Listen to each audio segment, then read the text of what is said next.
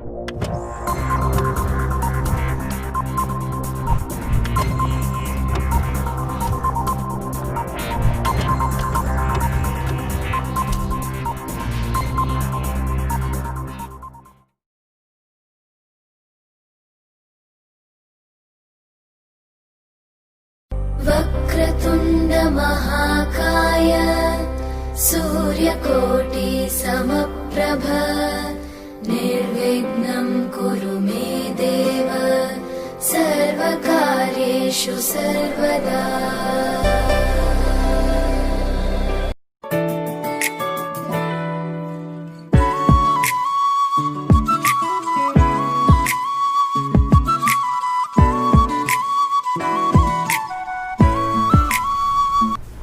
नमस्कार, दिनेश कुमार माली, कक्षा द्वादश विषय गणित।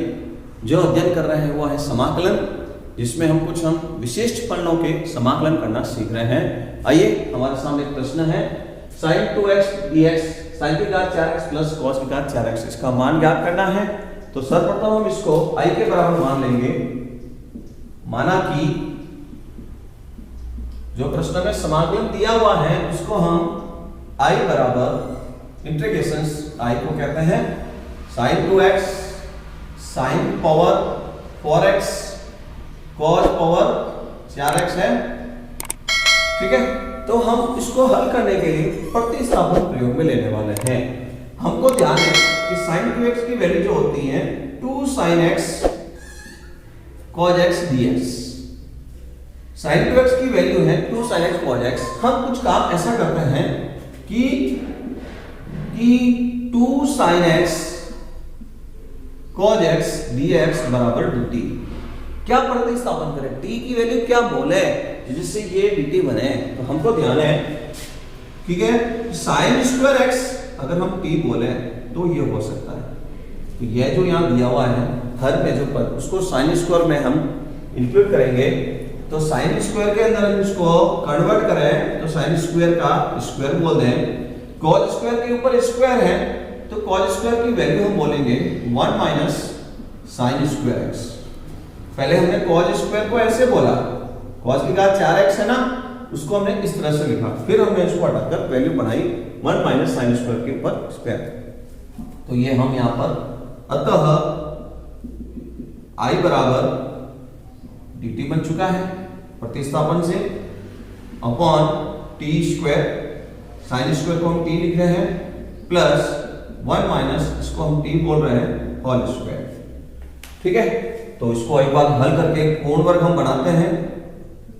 पूर्ण वर्ग बनाते हैं इसको t स्क्वायर a का स्क्वायर गुणा दुगुना और प्लस का t स्क्वायर dt। तो ये 1 अपॉन t स्क्वायर हो गया 2t स्क्वायर माइनस का 2t और प्लस का 1। पूर्ण वर्ग बनाने के लिए सबसे पहले दो कॉमन ले लिए मैंने, 1 अपॉन 2 t स्क्वायर t और प्लस का 1 अपॉन 2 t का पूर्णांक माइनस 1 आधा 1 अपॉन 2 t का पूर्णांक का हाफ किया 1 अपॉन 2, इसका वर्ग करके 1/4 को जोड़ दिया, 1/4 को घटाया। तो ये जो तीन पद हैं पूर्ण वर्ग में काम लेकर इसको पूर्ण वर्ग बनाने वाला हूं। t माइनस 1/2 का होल स्क्वायर जो कि पूर्ण वर्ग बन गया। t माइनस 1/2 पूर्ण वर्ग बनने के बाद जो बैलेंस में है 1/2 माइनस 1/4। तो देखिए अब आगे 1 अपॉन t माइनस 1/2 का होल स्क्वायर माइनस 1/2 है।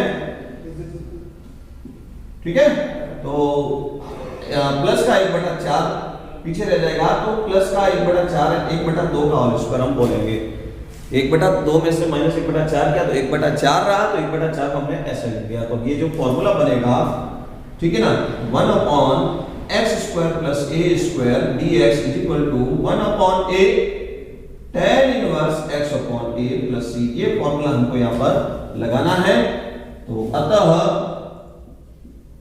जो प्रश्न में हमारे था, हमने सपोज किया था, उसका हम लास्ट आंसर लिखने वाले हैं sin 2x अपॉन sin की घात 4x प्लस cos की घात 4x का समाकलन इस फॉर्मूले से 1/2 तो ये पहले से लिखा हुआ है ये, अब 1/a तो ये 1/a से यहाँ पर ऐसे बनेगा 1/a, तो 2 से ये 2 कैंसिल हो जाएगा, tan इनवर्स t माइनस, तो ये इसकी वैल्यू बोल रहा हूं मैं t माइनस 1/2 और अपॉन a, तो a की वैल्यू है 1/2 प्लस का c, एलसीएम लिख ले 2 से 2 हमने अपॉन कैंसिल कर लिया, tan इनवर्स t वापस हमको लेफ्ट में आकर रखना होगा, तो t हमने सपोज किया था sin स्क्वायर x को, तो एलसीएम लेकर इसको हल करेंगे तो 2 sin square x minus 1 upon 1, 2 से 2 कैंसिल हो जाएगा, ये इसका लास्ट आंसर है।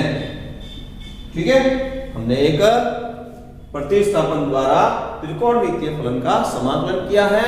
समायोजन में हमने sin 2x को देखकर sin स्क्वायर x को t माना, समझ के लिखिए।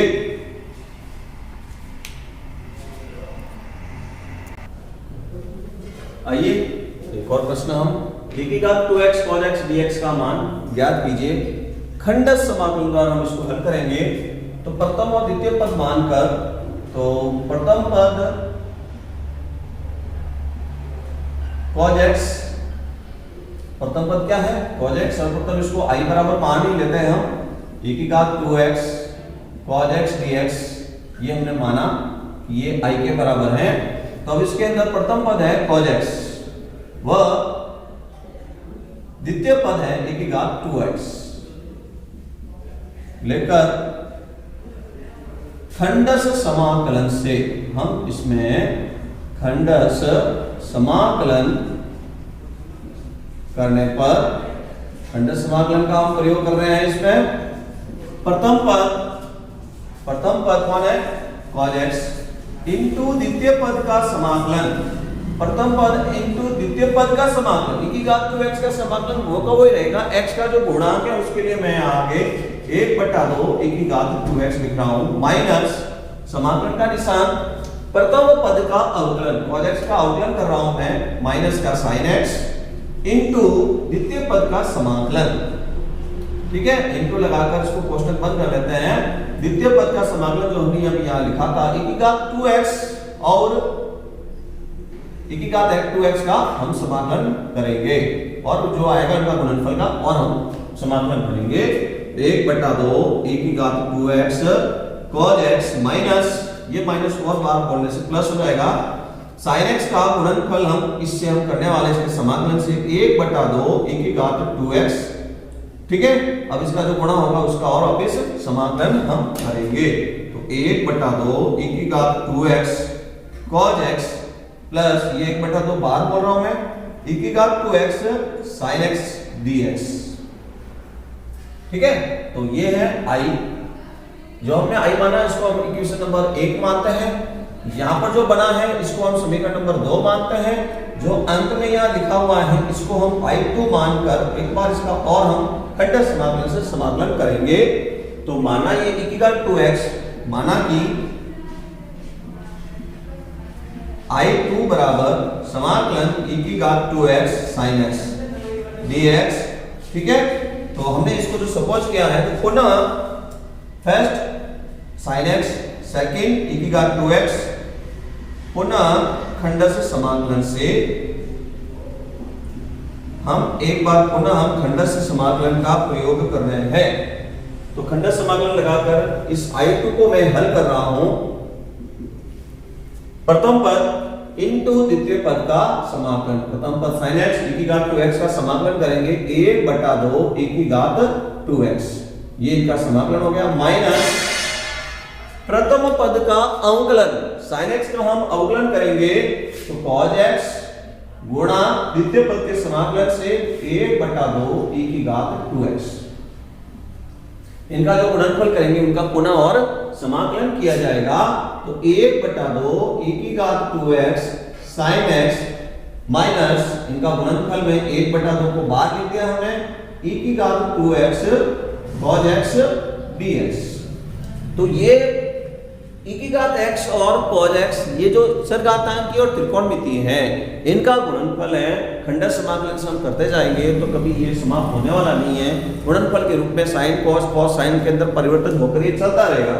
तो इसको विलोप करने के लिए हम समीकरण नंबर 1 को काम में लेते हैं। समीकरण नंबर 1 कहता है कि 2x cos x, जिसको हमने i सपोज किया है, तो इसको मैं समीकरण 1 से i बोल रहा हूं।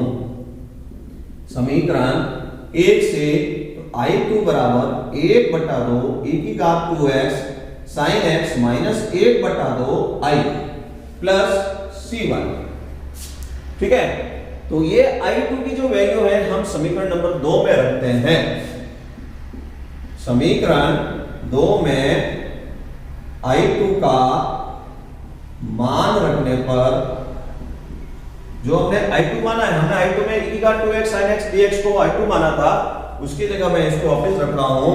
तो अब वापस i का मान आने वाला है 1/2 e⁻²x cos x प्लस 1/2 कोष्ठक बनाकर अब इसको मैं 1/2 e⁻²x sin x माइनस का 1/2 i और प्लस का कैपिटल C बोल देता हूं मैं यहां पर अब।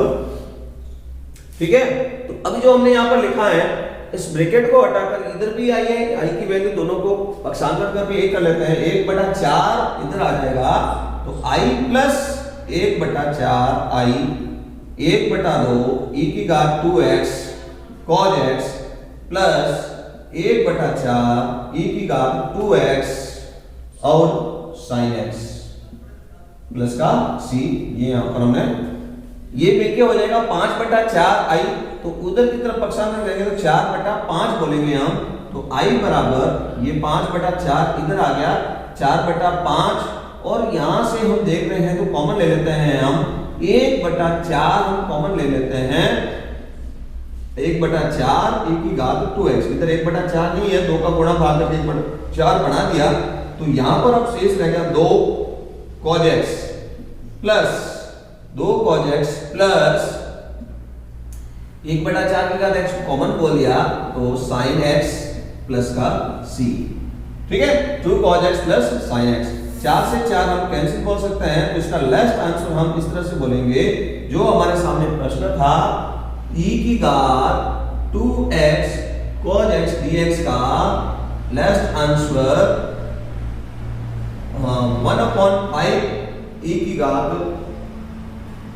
e⁻²x 2 cos x plus sin x plus का c, ये इसका लास्ट आंसर है। ठीक है, समझ कर लिखिए। इनको हम एक फॉर्मूले द्वारा भी ज्ञात कर सकते हैं, परंतु जब प्रश्न विधि वाइज करना है तो विधि वाइज ही करना होगा, मेथड से इसको इस तरह से करना होगा। समझ के लिखिए।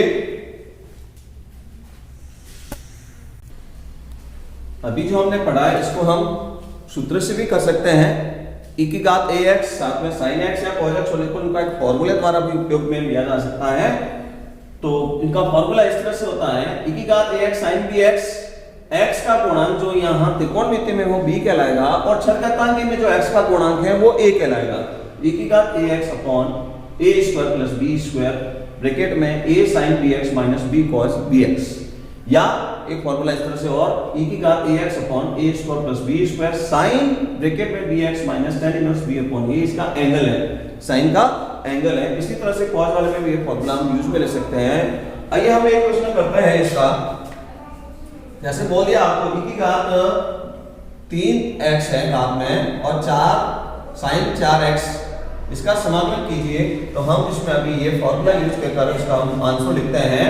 तो हम लिखते हैं इसका आंसर e⁻ax, a का मान भी छठघातांकी में जो गुणांक है वो a कहलाएगा, e⁻3x upon a² plus b², a यानी 3 का वर्ग, b यानी जो त्रिकोणमिति में जो गुणांक है वो b है 4 का वर्ग, ब्रैकेट a sin, तो a का मान है 3, sin जो यहाँ x का गुणांक त्रिकोणमिति में है वही, ठीक है, प्लस बीच में माइनस लगाना है, माइनस लगाकर b 4 cos 4x और प्लस का c।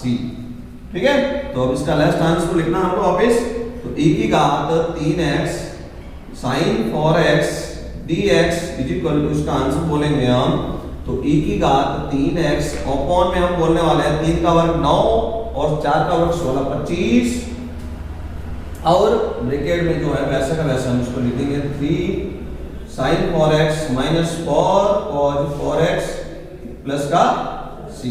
ये इसका आंसर है जो कि हमने अभी फॉर्मूले से ज्ञात किया। लिखिए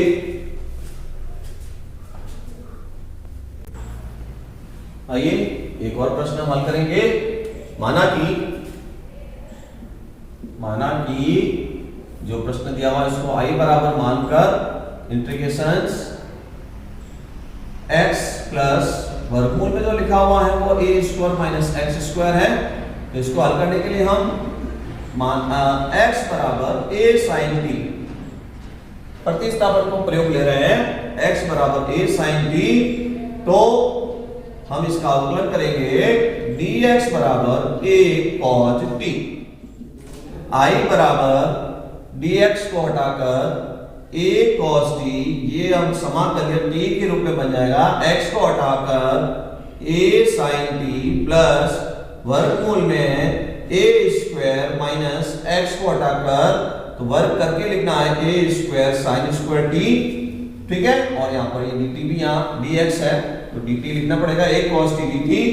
तो अब हम आगे देखेंगे तो a cos t dt, यहां से a स्क्वायर कॉमन आएगा, वर्गमूल से बाहर a बोलेंगे sin t और वर्गमूल के अंदर 1 माइनस साइन स्क्वायर बनेगा तो उसको हम बोलेंगे प्लस का cos t। a से a कैंसिल हो चुका है। अब इसको आगे हल करने के लिए हम काम करते हैं। ऊपर cos t दिख रहा है, हर में sin t plus cos t दिख रहा है, तो sin को हमने जोड़ दिया और sin को हमने घटा दिया। समायोजन किया हमने sin को जोड़कर और घटाकर। ठीक है, तो sin को जोड़कर और घटाकर हमने जो समायोजन किया है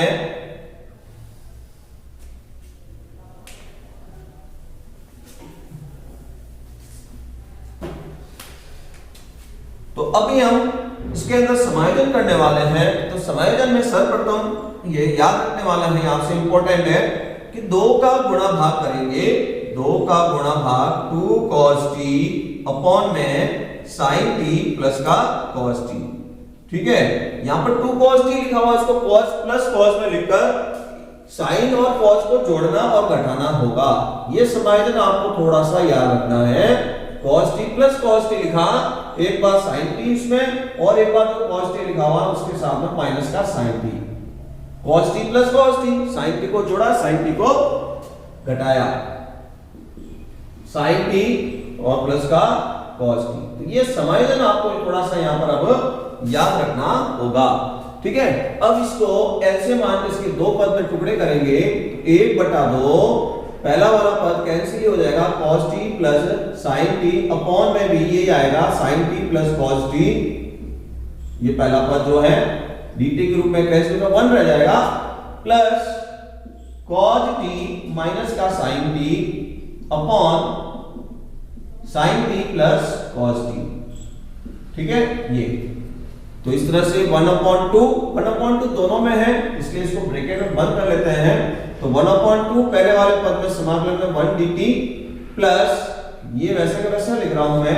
तो आप इस प्रश्न में देख रहे हैं, अगर हम इसको fx माने तो इसका अवकलन sin का अवकलन cos, cos का अवकलन माइनस sin। तो एक मेरे को फॉर्मूला जैसा इसमें नजर आ रहा है, cos t माइनस का sin t upon sin t plus cos t। तो इस वाले पद में हम ये एक फॉर्मूला यूज में ले सकते हैं। किस तरह से, चूंकि यदि f dash x upon f dash fx value हो, f dash x upon fx भिन्न के रूप में, f डैश x अंश में और फलन fx हर में, तो इसका हम समाकलन log fx बोल सकते हैं। तो इस कारण से मैं इसका समाकलन इससे बोलूंगा। तो इस तरह से अब इसका आंसर बोल रहे हैं हम 1 dt t plus log ft। तो log ft की वैल्यू हर में है।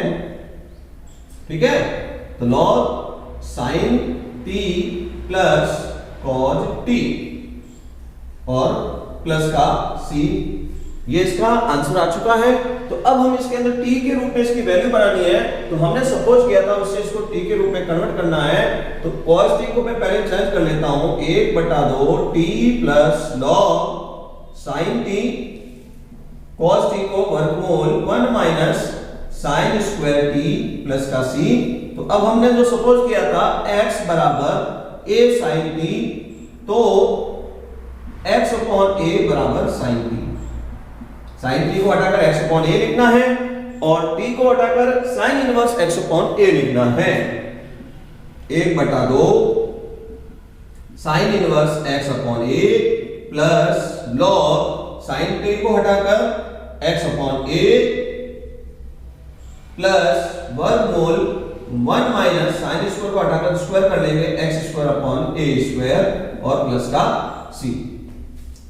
ठीक है, यहां पर आप देखेंगे तो एलसीएम लेके हल करेंगे a square minus x square upon a square, वर्गमूल से बाहर आएगा तो अपॉन a, तो अपॉन a दोनों में है तो एलसीएम लेकर उसको भी मैं अलग कर रहा हूं।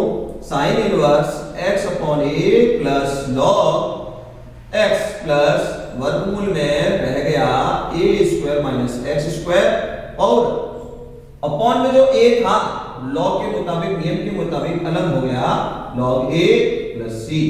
इस लॉग a प्लस c को हम नया एक कैपिटल C नाम दे देंगे और इसका लेस ट्रांसफर अब इस तरह से बोला जाएगा, जो प्रश्न में है उसका less transfer 1/2 sine inverse x upon a plus log x plus वर्गमूल a square minus x square plus का c, ये इसका अंतिम आंसर है। ठीक है, हमने इसको कैपिटल C नाम दे दिया है, एक नया कांस्टेंट बनाकर इसका कैपिटल C नाम रख दिया। समझकर लिखिए और अभ्यास कीजिए। धन्यवाद।